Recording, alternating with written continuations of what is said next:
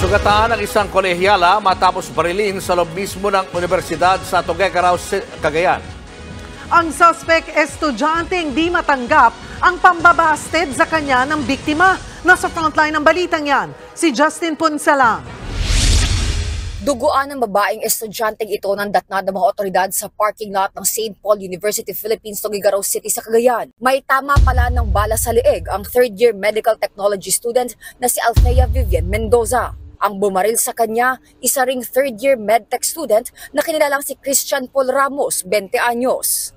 Ayon sa security guard at librarian ng universidad, nakarinig sila ng sigaw mula sa parking lot. Doon nila nakitang sinaktan ni Ramos si Mendoza sa loob ng sasakyan.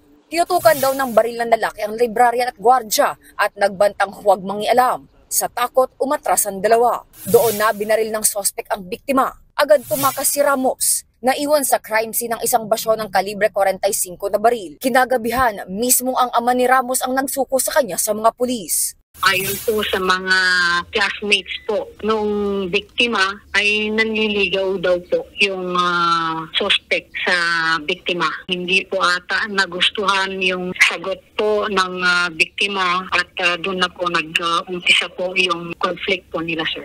Nasa kustudiya na ng Tuguegarao Police ang suspect. Maharap siya sa kasong frustrated murder at paglabag sa election gun ban. Inaalam pa kung kanino galing ang baril na ginamit niya. Sa Facebook page naman ng universidad, tiniyak nito na kontrolado na ang sitwasyon. May malay na ang biktima at nakikipag-ugnayan na sila sa mga otoridad. Iniimbestigahan na rin kung paano nakapagpasok si Ramos ng baril sa loob ng campus. Nagbabalita mula sa frontline, Justin Punsalang, News 5. Mga kapatid, Julius Babaw po. Huwag maging huli at maging una sa lahat ng balitaan. Para sa tuloy-tuloy na talakayan sa frontline, mag-follow at mag-subscribe sa social media pages ng News 5.